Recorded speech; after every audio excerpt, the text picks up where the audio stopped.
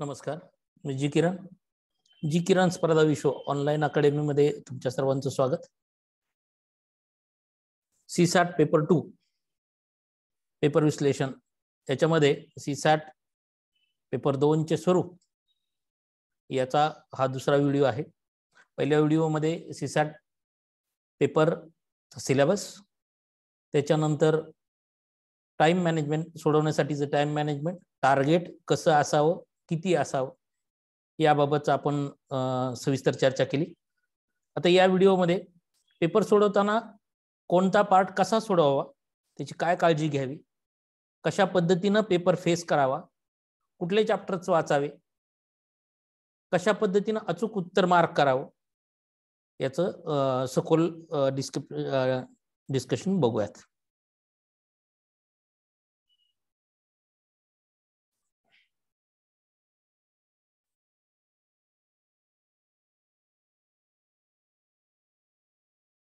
बघा, कॉम्प्रेन्शन म्हणजे आकलन कौशल्य। आकलन कौशल्य म्हणजे हा जो कॉम्प्रेन्शनचा जो पार्ट आहे याचं मीनिंग एक राहतं की परीक्षार्थी एखाद्या गोष्टीचे आकलन किती सहजरित्या व कमीत कमी वेळेत करू शकेल याची पडताळणी केली जाते, हे म्हणजेच कॉम्प्रेन्शन आहे। तुम्हाला ज्यावेळेस एखादी गोष्ट समजली का नाही हे कधी कळतं की ज्यावेळेस तुम्ही त्याचा अचूक सार काढाल, त्याच वेळेस तुम्हाला समजून येईल की ऍक्च्युअली या गोष्टीमध्ये काय म्हटलंय।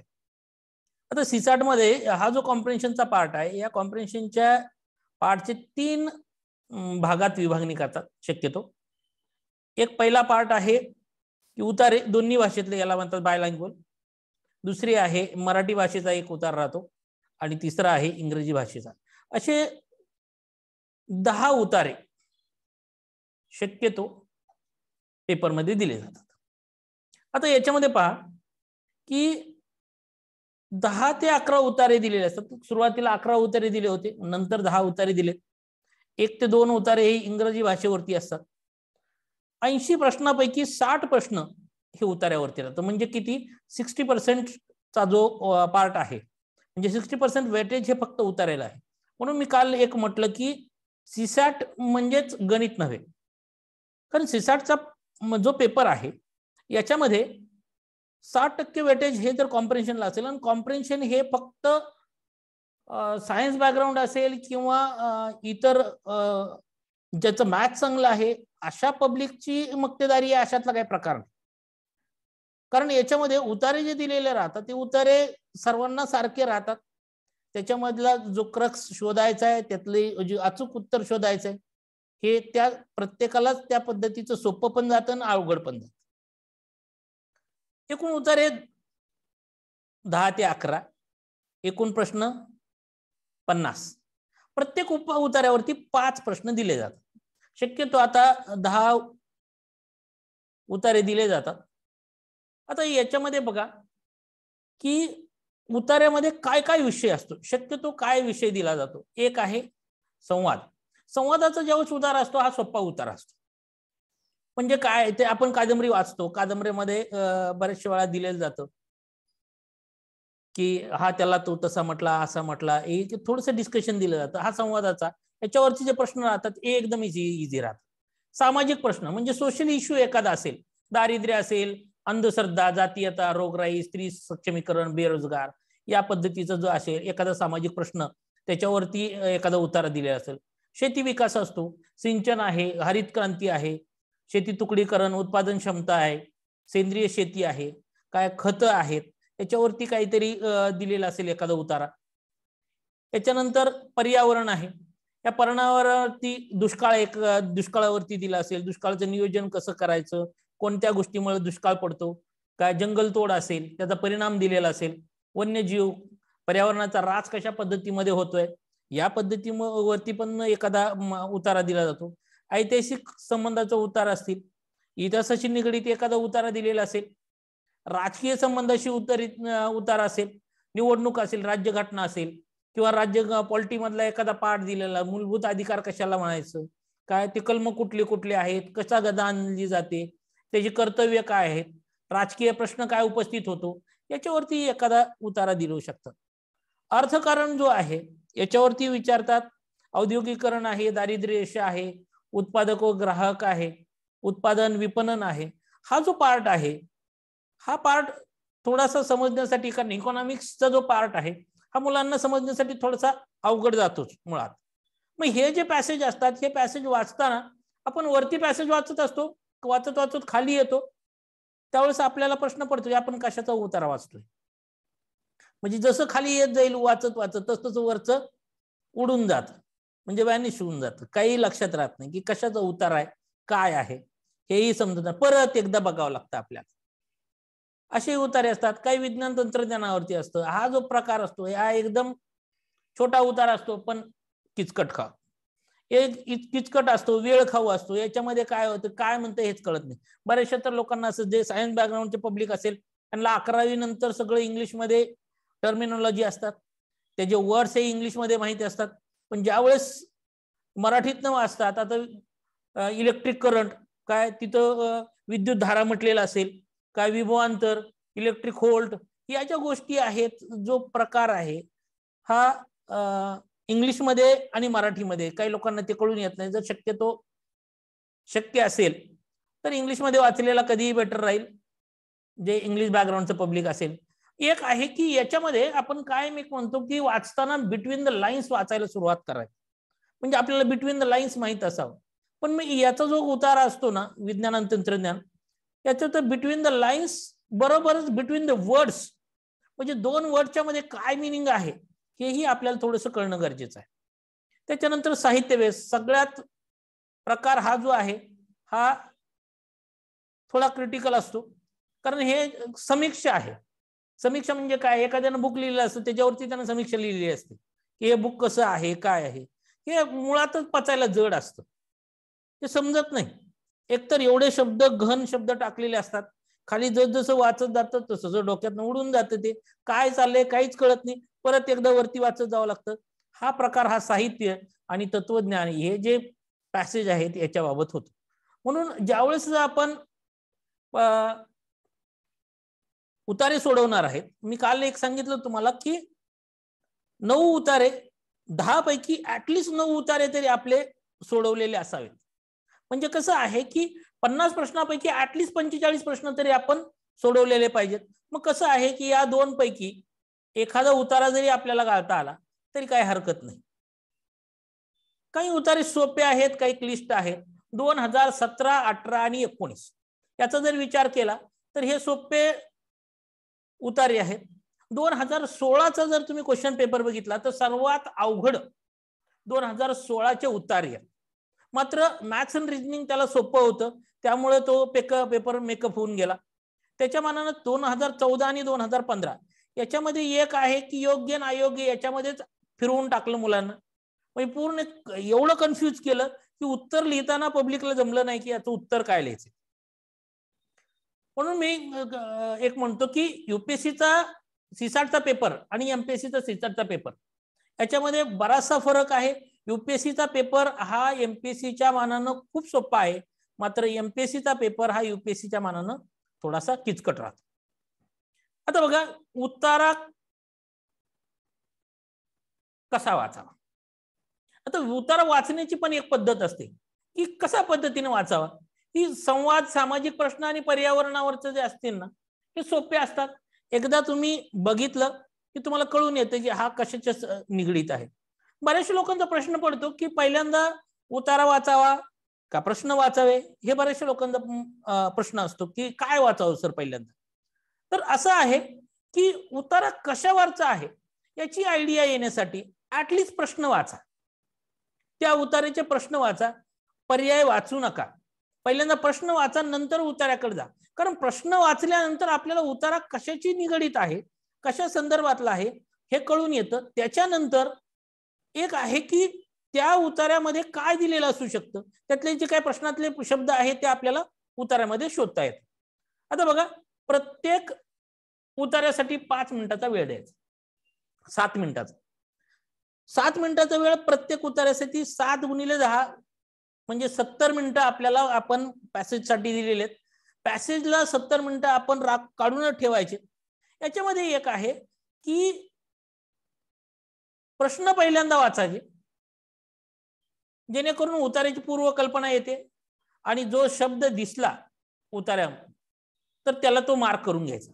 कारण कसं असतं की त्याच्या जवळच वरती किंवा खाली त्याचं उत्तर दडलेलं असतं. आता ही उतार्याची सोडवण्याच्या पद्धती कशा आहेत, त्याच्यानंतर प्रकार कसे आहेत की अचूक उत्तर कसं शोधावं. कारण आपल्याला काही गोष्टी ह्या डायरेक्ट सापडतात उतार्यामध्ये, काही उतार्यामध्ये सापडत नाही. हे वेगवेगळ्या पद्धतीने आपल्याला उत्तर चूज करावं लागतं. आता उतारा सोडवताना काळजी काय घ्यायची, पूर्ण उतारा वाचायचा. उतारा न वाचता उत्तर लिहायच्या फंद्यात पडू नका. कारण बऱ्याच वेळा काय होतं माहितीये का, आपण उतारा न वाचताच उत्तर लिहायचं आणि उत्तर बरोबर येत. असं नाही, असं कोणीच कार्यकर्ता नाही की जो फक्त क्वेश्चन वाचेल आणि त्याचं बरोबर येईल म्हणून. रिस्क घेऊ नका. पहिलं आणि शेवटचं वाक्य मात्र व्यवस्थित वाचा, कारण याच्यामध्ये हे थोडं महत्वाचं वाक्य राहतं. काय याच्यामध्ये सार दिला जातो. कन्क्लुजन शेवटच्या वाक्यात असतं, पहिल्या वाक्यात त्याचा अर्थ असतो की ऍक्च्युअल कशाचा उतार आहे. आता याच्यामध्ये काय काय पाहायचं, वाक्य, शब्द, उदाहरण काय आहेत, उद्गार काय काय काढलेला आहे, याला थोडंसं अंडरलाईन करायला सुरुवात करा. विषय मात्र कळायला पाहिजे. आपल्याला उतार्याचा विषय काय आहे आणि त्यातनं काय सांगायचंय लेखकाला, हे मात्र थोडंसं आपल्याला कळणं आवश्यक आहे. सायन्सचा उतारा वाचताना शक्य असेल तर इंग्लिशमध्ये वाचा. का तर मी मग अशी सांगितलं की सायन्स बॅकग्राऊंड जे असेल त्या मुलांना थोडासा प्रॉब्लेम येतो सायन्सच्या शब्दाबद्दल, कारण त्यांना ते सहजासहजी ते लवकर समजून येत नाही. आता सोडवताना किती वेळ घ्यायचा, तर 6 ते 7 मिनिटं. पण तुम्ही म्हणाल एवढं शक्य आहे का 7 मिनिटामध्ये उतारा सॉल्व्ह करणं, तर प्रॅक्टिस करायची त्या पद्धतीमध्ये. आपण टार्गेट त्याच पद्धतीने ठेवणार आहे की जेणेकरून आपला पेपर कव्हर होईल इन टाइम मध्ये. ठेवायचा जर 15 मिनिटाला आपले 2 पॅसेज झालेत का हे बघायचेच आपल्याला. मग पहिल्या 3 मिनिटामध्ये आपल्याला काय करावं लागेल, उतारा वाचून घ्यायचा आणि पुढच्या 4 मिनिटामध्ये प्रश्नाची उत्तर लिहायची. कारण कसं आहे, बरेच वेळा आपण एक म्हणतो की नाही एकदा वाचला उतारा की आपल्याला उत्तर कळालं पाहिजे. असं कोणालाही होत नाही. भले भले शिकवणारे पण नाही सॉल्व्ह करू शकत एकदाच वाचून. कारण असं इथं स्वामी विवेकानंद कोणीच नाहीये की त्याने एकदाच उतारा वाचला की त्याला सगळा उतारा ज्ञात झाला आणि तो लगेच सोडवायला सुरू झालं आणि त्याचे सगळे 5च्या 5 उत्तर बरोबर आले. असं कोणीच नाही. त्याच्यामुळे प्रत्येक प्रश्नाला आपल्याला उतारात जायचंय, तिथं बघायचंय कशा पद्धतीनं आहे आणि मगच तो पार्ट सॉल्व्ह करायचा. आता याच्यामध्ये बघा,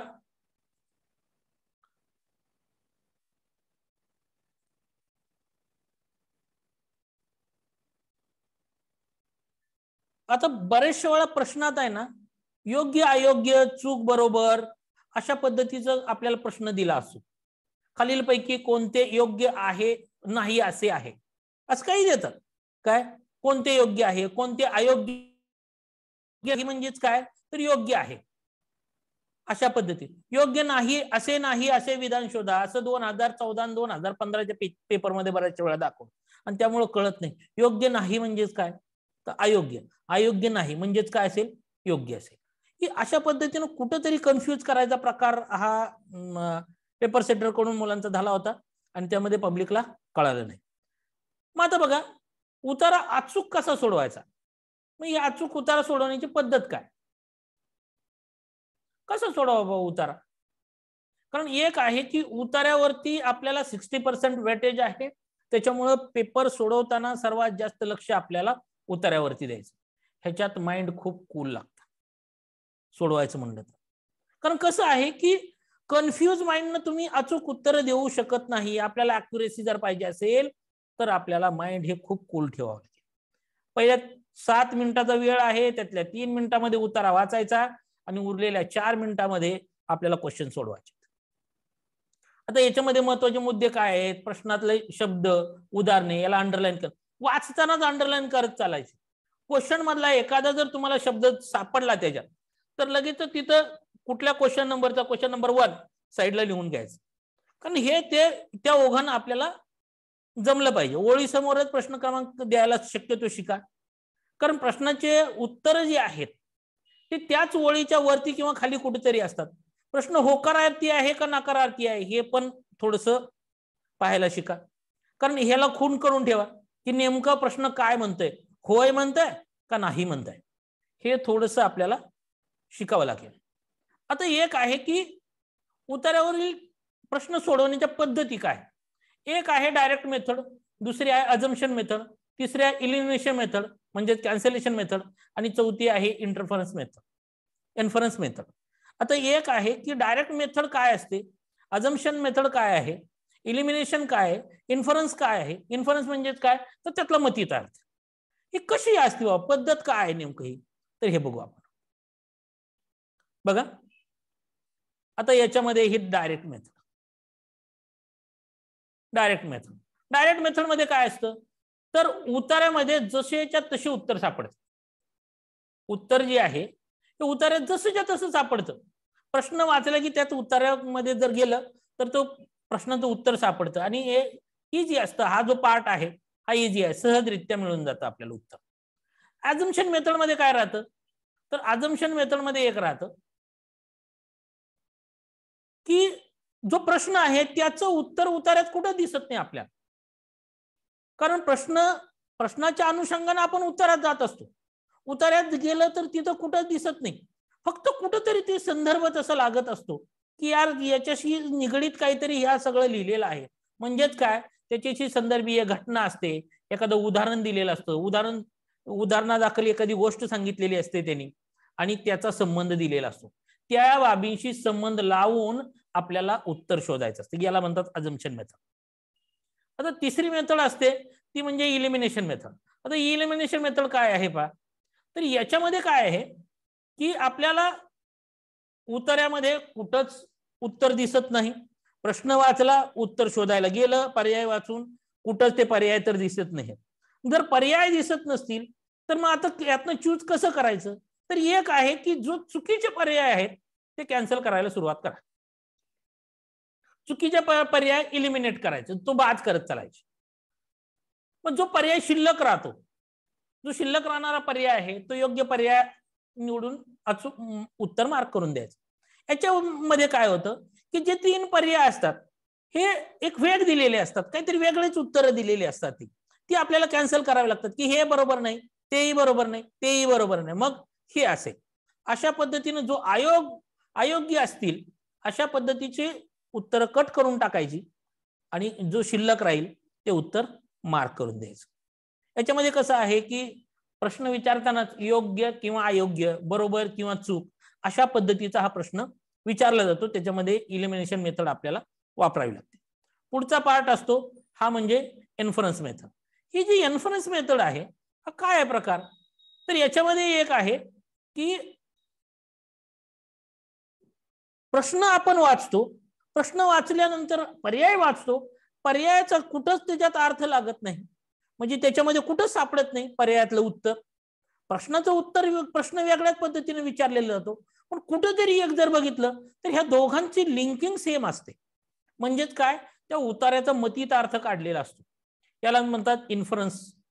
त्याचा इन्फर काढून त्याच्यानंतर मग ते आपल्याला विचारलं जातं की याच्यातनं काय सुचवायचंय.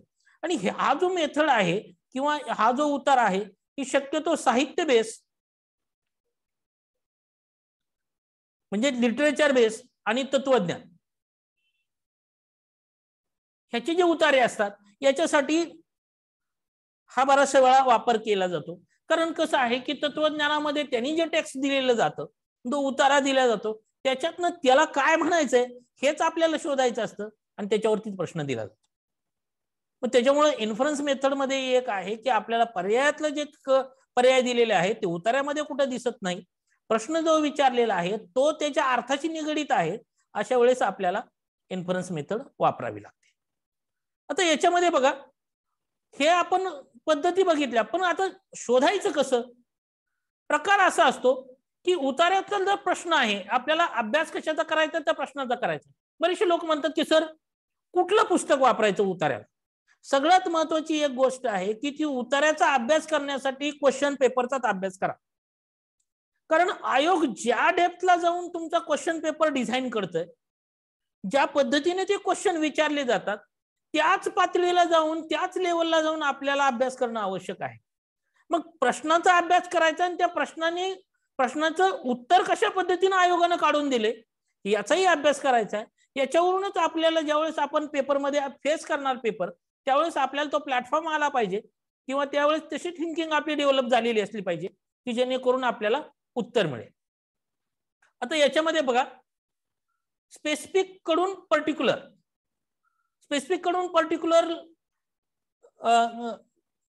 असं जर विचारला तर एक आहे की त्याला स्पेसिफिक असेल, एखादा विशिष्ट पूर्ण प्रश्न, एखादा उत्तर प्रश्न असेल तर त्याला सामान्य करू नका, म्हणजे जनरल करू नका.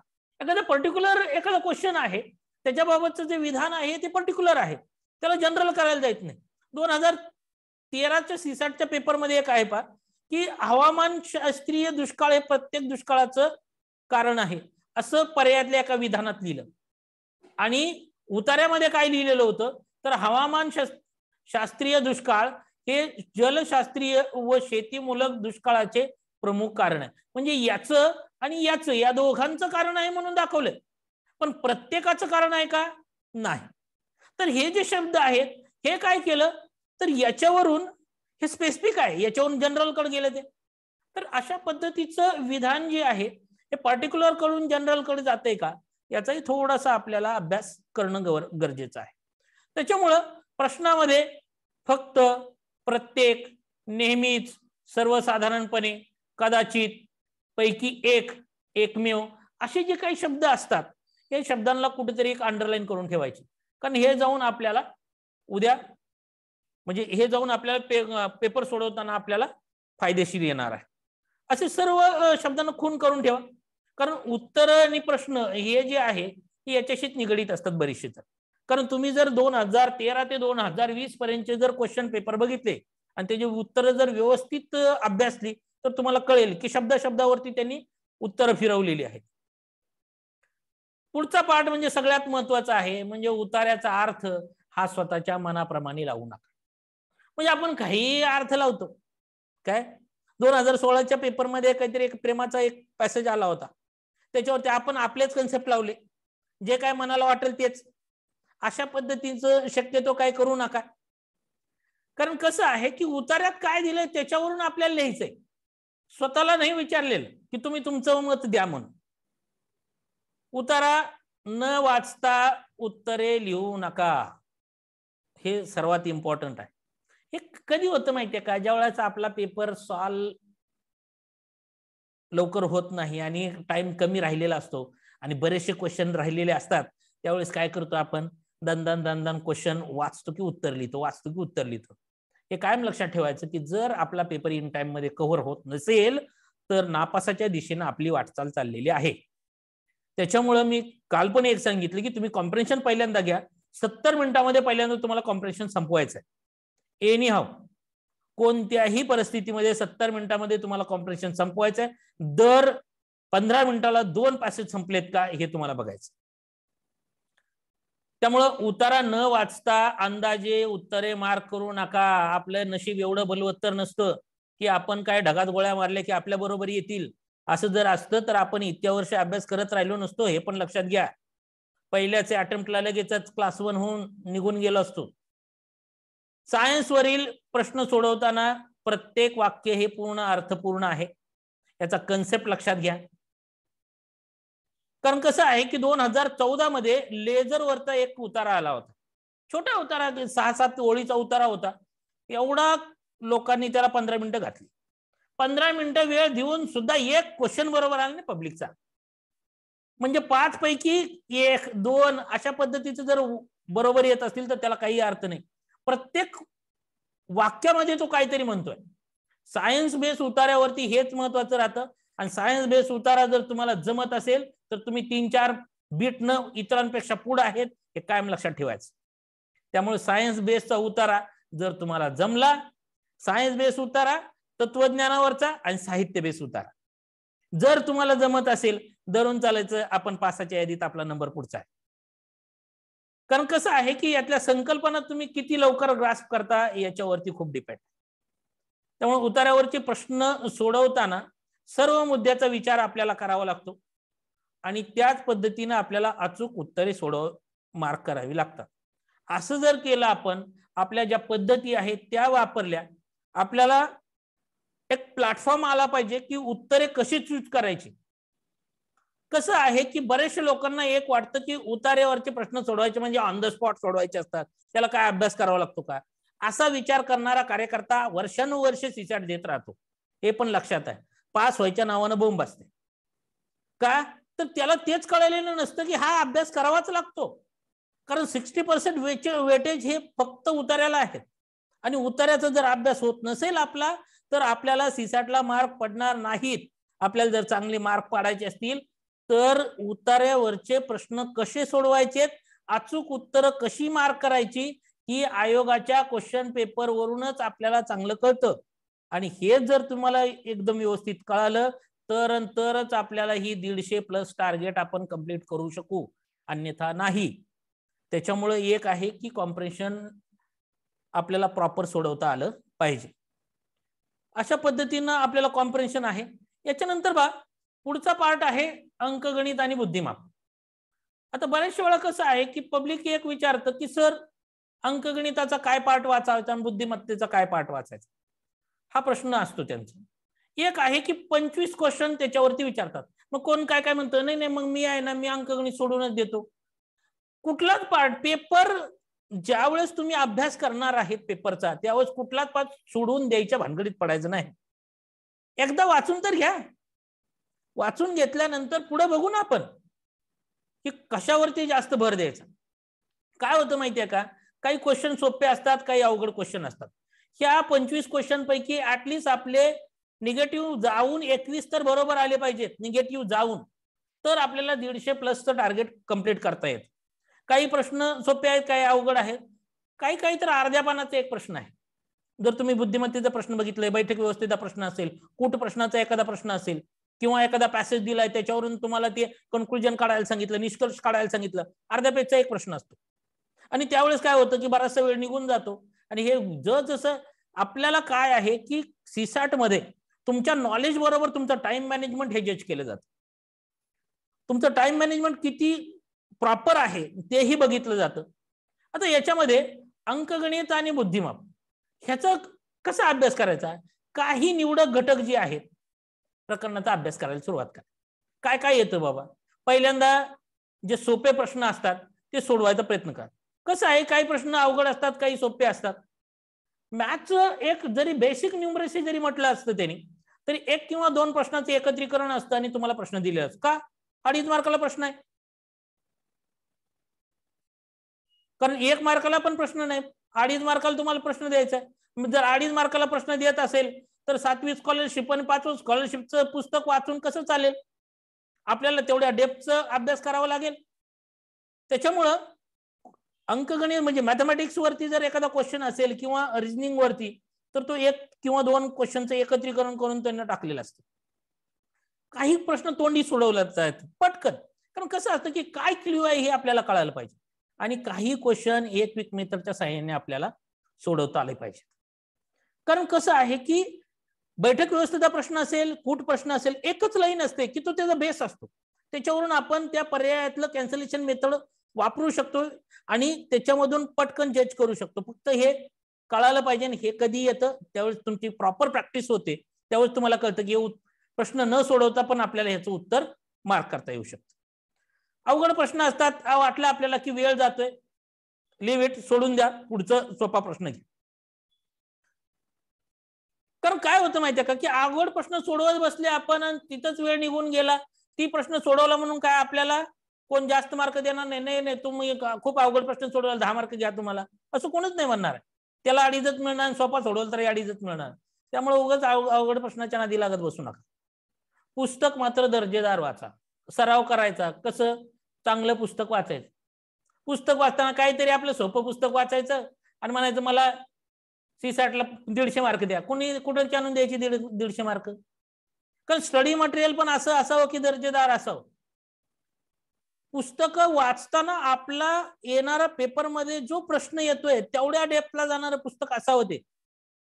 नाही तर आपलं काहीतरी क्वेश्चन पेपर बघूनच अभ्यासाला सुरुवात करायची. अभ्यास करून क्वेश्चन पेपर बघू नका. त्याच्यामुळे सोपी पुस्तकं वाचून पास होता येणार नाही हे फिक्स आहे. योग्य मार्गदर्शन असं हे तर नक्कीच आहे की बाबा तुम्हाला गायडन्स जे आहे हे प्रॉपर गायडन्स असलं पाहिजे. क्विक मेथड ह्या बऱ्याचशा वेळा आपल्याला फायद्याच्या राहतात, कारण क्विक मेथड असतील तर आपला बराचसा टाइम वाचतो. फॉर्म्युलेच्या स्वरूपात म्हणत नाही मी, कारण कसं आहे की फॉर्म्युले ज्याला जमत असतील तर इट्स ओके, पण काही वेळा कसं आहे फॉर्म्युलेच्या ह्याच्यामध्ये तुम्ही फॉर्म्युला विसरून नको जायला. मग मेथड असतात, अप्रोच, क्विक अप्रोच आपल्याला जमला पाहिजे एखाद्या क्वेश्चनचा, आणि असं जर असलं ना तरच आपण हे 150 मार्क मिळवू शकतो.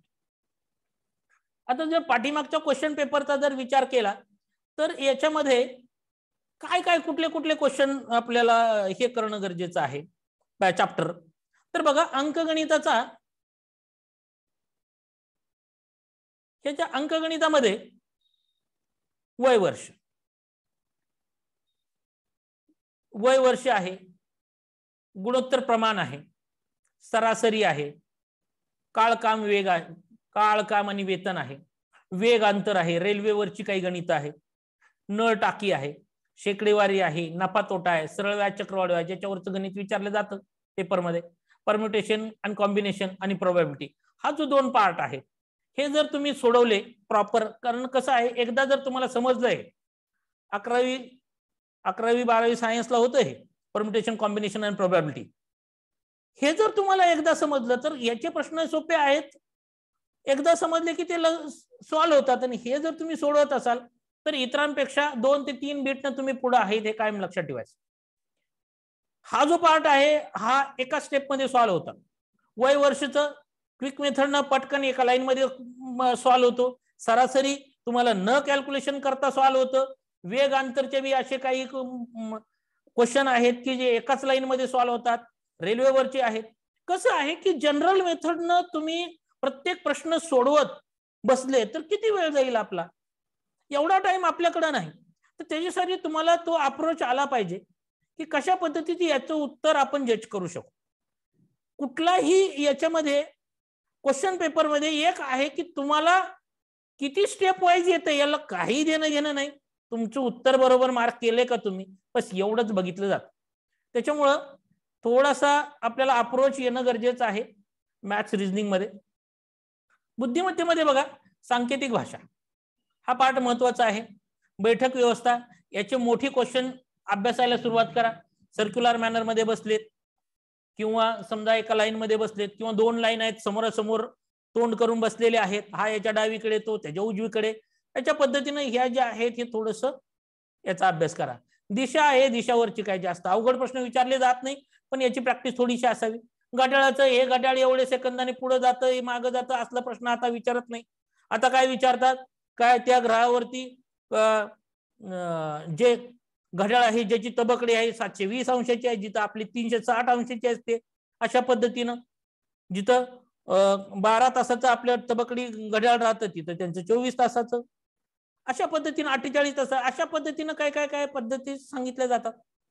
आणि हा जो प्रकार आहे याच्यामध्ये घड्याळामध्ये एक आहे की तास काटा मिनिट काटा कोणत्या वेळेला एकमेकावरती येईल, तास काटा मिनिट काटा यांच्यामध्ये 5 मिनिटाचं अंतर कोणत्या वेळेस असेल, अशा पद्धतीचे काही प्रश्न विचारले जातात.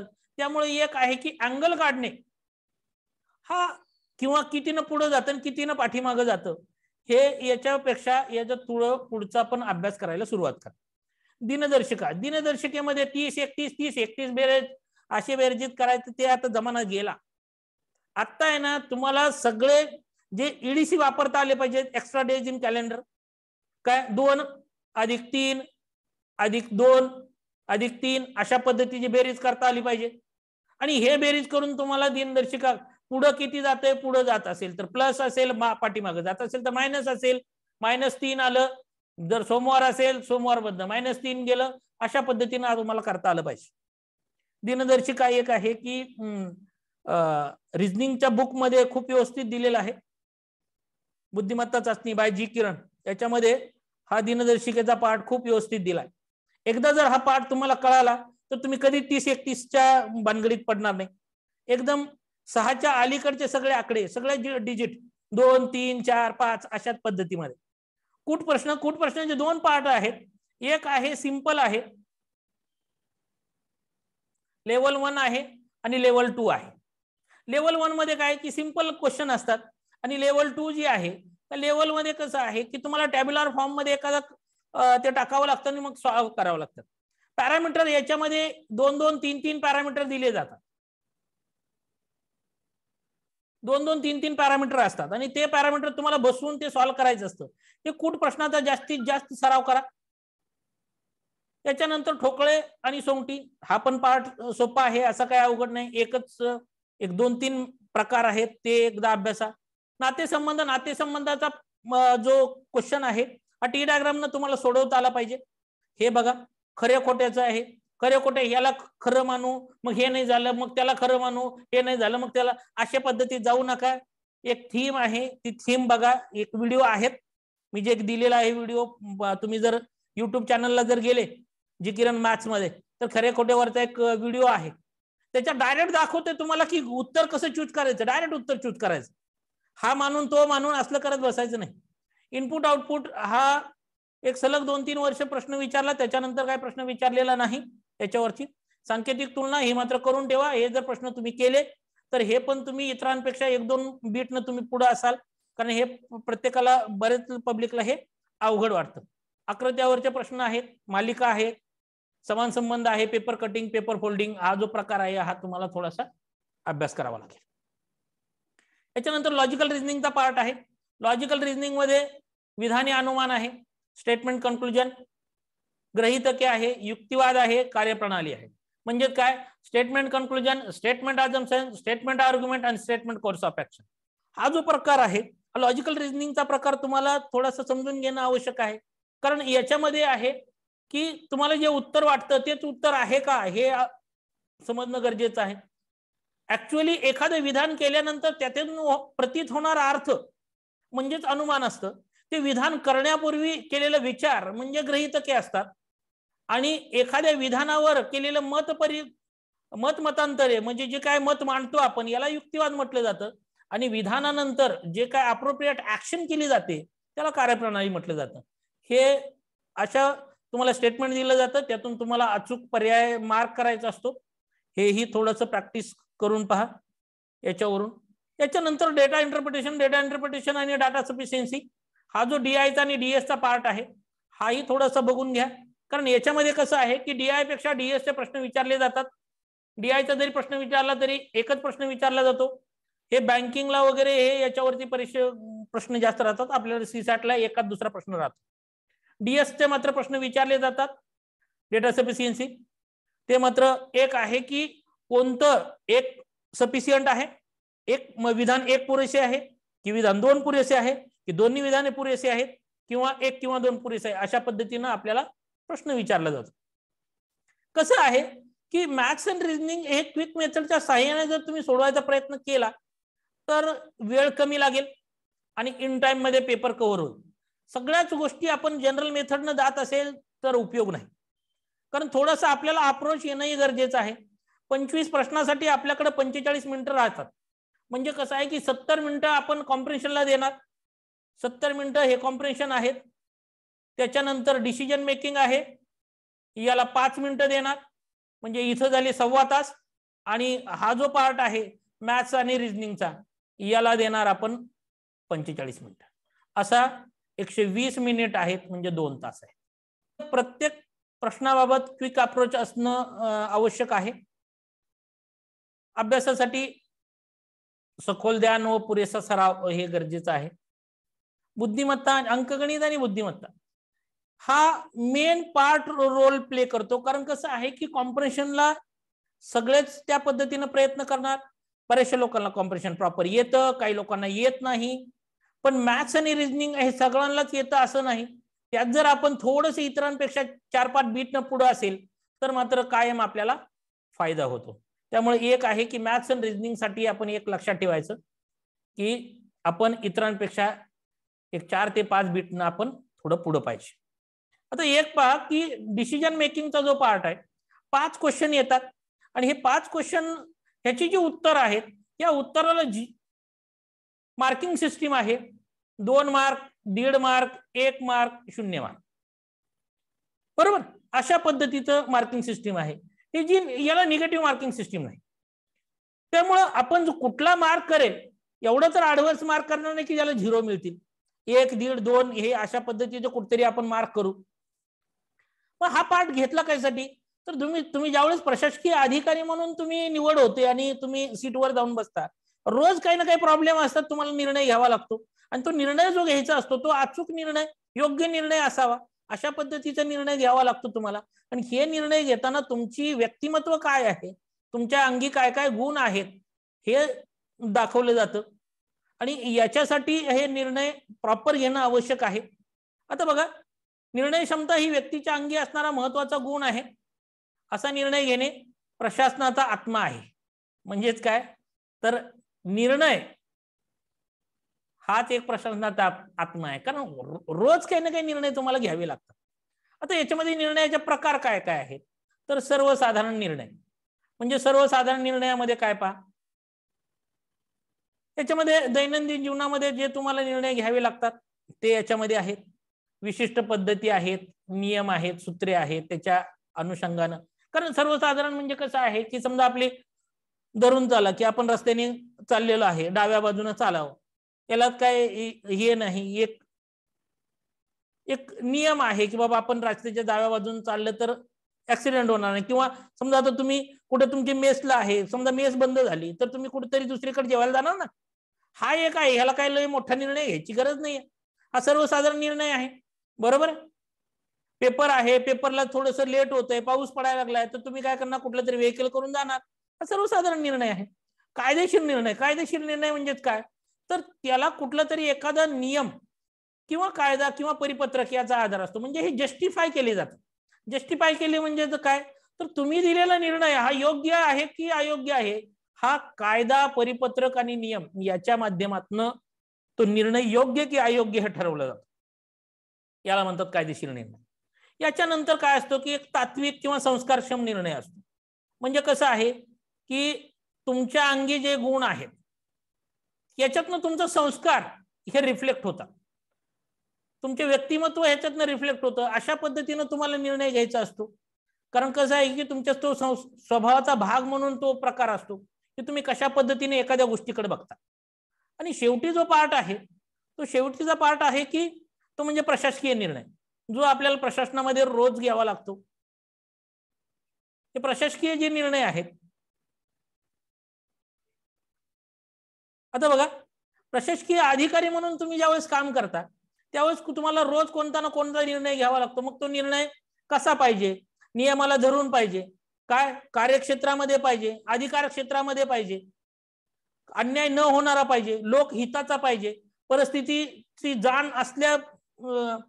जाण ठेवून घेतलेला निर्णय पाहिजे, सहानुभूतीपूर्वक निर्णय असावा, तो न्याय हा योग्य असावा. हा जो प्रकार आहे, कारण हे निर्णय तुम्हाला ज्यावेळेस तुम्ही एखाद्या कॉन्स्टिट्युशनरी पोस्टवरती बसाल त्यावेळेस तुम्हाला बऱ्याचशा वेळा ह्या निर्णयाचा किंवा रोजच्या निर्णयाचा तुम्हाला प्रशासकीय निर्णयाचा अनुभव येईल. बघा, याच्यानंतर निर्णय कसा असावा, निर्णय घेताना हा निर्णय कसा असावा. निर्णय हा सकारात्मक असावा, लोकहिताचा असावा. कारण एक आहे की कोणतेही कायदे, निर्णय किंवा कायदे असेल, नियम असतील, हे लोकहिताच्या दृष्टीचे असतात. म्हणजे लोकांना त्रास देण्यासाठी एखादा कायदा केलाय अशातला काही प्रकार नसतो. आणि तो जर कायदा केला गेला असेल तर तो टिकत नाही आणि तो व्हॅलिड होत नाही.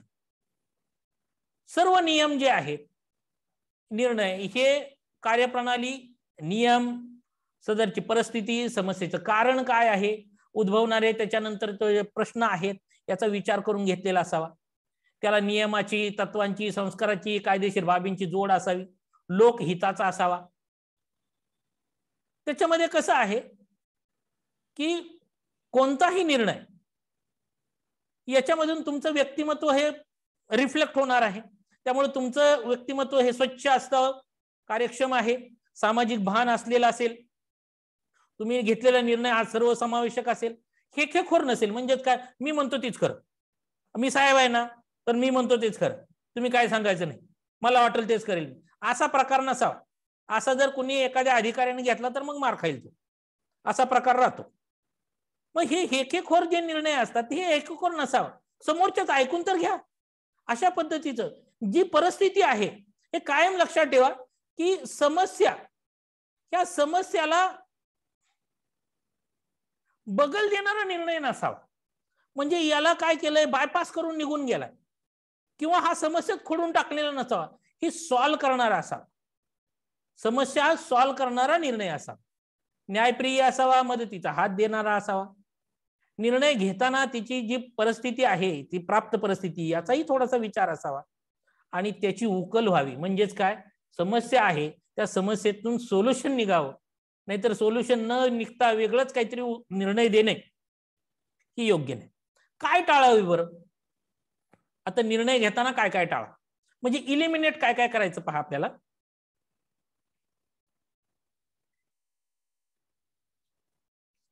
इलिमिनेट काय काय करायचं,